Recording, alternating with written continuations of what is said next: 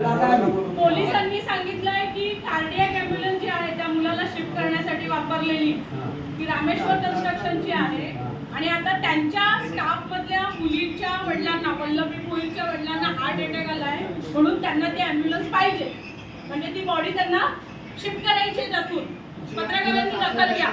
दुसरी गोष्ट तो आपला प्रश्न नाहीये, आपण आपल्या मुलाचं शरीर प्रशासनाच्या ताब्यात दिलेले आपण ते घेतलेलं नाहीये तोपर्यंत आपण घेणार नाही जोपर्यंत आपल्या सगळ्या प्रश्नांची उत्तरं आणि स्पष्टीकरण मिळत नाही। आता आम्ही डीवायएसपींना सांगितलं की याच्यामध्ये वैद्यकीय हलगर्जीपणा झालाय का, कारण एरवी सिव्हिल सर्जन वर्षभर संतोष दादा 3-3 वर्ष 2-2 वर्ष अहवाल देत नाही। सिव्हिल सर्जन आम्ही इथे यायला सांगितलंय। ज्या हॉस्पिटलमध्ये मल्टी स्पेशालिटी नावाचा बोर्ड लागलेला असतो त्या हॉस्पिटलकडे ॲम्ब्युलन्स नाहीये, त्या हॉस्पिटलकडे हॉस्पिटलचे पेशंट मेंटेन करणारे 2 MBBS डॉक्टर आहेत।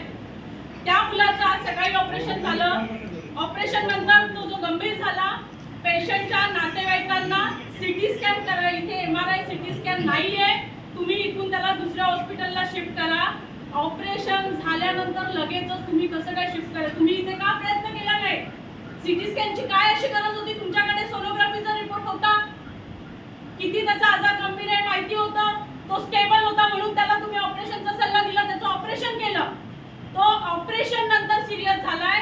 अपेंडिक्स हा मोठा आजार नाहीये, तो प्रत्येकाला असतो, त्याचा त्रास एखाद्याला असतो, वर्षानुवर्ष लोकांच्या पोटात दुखतं, ऑपरेशन न करता सुद्धा ती माणसं राहतात, हा एक्स्ट्रा ऑर्गन आहे आपल्या शरीरातला आणि अगदीच त्रास झाला तरच, म्हणजे ज्या अफवा असतात की अपेंडिक्स फुटला वगैरे असलं काही झालेलं नाही, सोनोग्राफीच्या रिपोर्टमध्ये असं काही नाहीये, तो नॉर्मल होता, त्याला त्या अपेंडिक्सचा त्रास होत होता म्हणून त्यांनी डिसिजन काय घ्यायचं पुढे, औषधांनी बरं होणार की ऑपरेशनची गरज आहे, त्यासाठी या मल्टी स्पेशालिटी हॉस्पिटलमध्ये रुग्णाच्या नातेवाईकांनी आणलं, त्याचं उद्या आपण ऑपरेशन करूया सांगितलं। 3 तारखेचे त्याचे ब्लड रिपोर्ट, काल रात्रीचा त्याचा ECG सगळं नॉर्मल आहे, सगळं नॉर्मल आहे।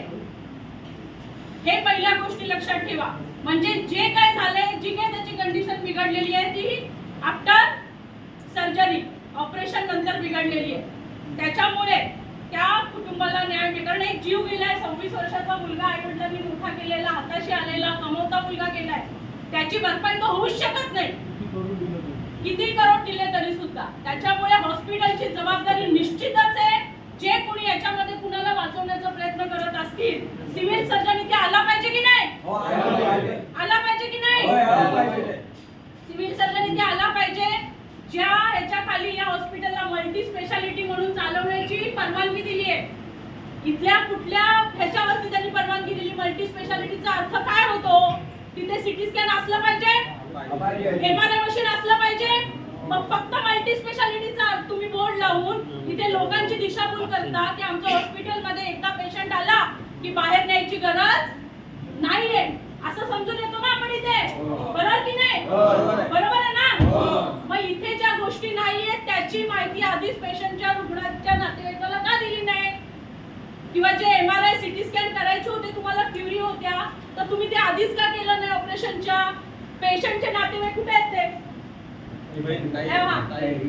त्यांनी सांगितलं ऑपरेशन नंतर 7 वाजता ऑपरेशनला घेतलं, 9:30 ला ऑपरेशन झालं, ऑपरेशन नंतर 10:30 वाजता डॉक्टर येऊन यांच्याकडे फॉर्म साइन करून घेतात हाय रिस्क पेशंट आहे म्हणून। कुठल्या कायद्यात बसतं हे? बरोबर आहे? तुम्हाला हाय रिस्क होती तर तुम्ही ऑपरेशनच्या आधी साइन करायला पाहिजे होता फॉर्म, त्यांनी साइन नाही केली, म्हणजे तुम्ही एखाद्या माणसाला मारण्याची व्यवस्था त्याच्याच नातेवाईकाच्या हातून करताय। मग हे असे लोक डॉक्टर आहेत की खुनी आहेत? कोण आहेत हे? खुनी आहेत ना? हे असे लोक जर इतक्या बेजबाबदारपणे लोकांची फसवणूक करत असतील पैशांसाठी, तर अशा लोकांना आपल्याला समोर आणलं पाहिजे की नाही? यांच्या जबाबदाऱ्या निश्चित झाल्या पाहिजे की नाही? झाल्या पाहिजे ना?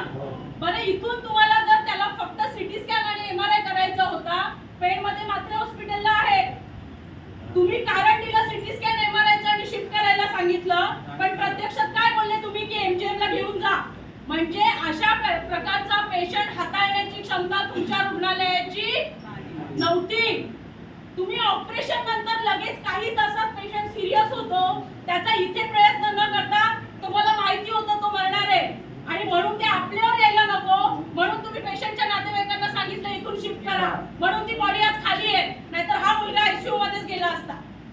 ही वस्तुस्थिती आहे. पटतंय की नाही? पटतंय ना? त्याच्यामुळे हे जे काही आहे हे सगळं चित्र इथे येऊन सिव्हिल सर्जन कुठे गेला आम्हाला माहित नाहीये. सिव्हिल सर्जनच्या दर्जाचा शासकीय वैद्यकीय अधिकारी जोपर्यंत इथे येऊन या सगळ्या बाबतीचा आढावा घेऊन आपल्याला रिपोर्ट देत नाही तोपर्यंत आपण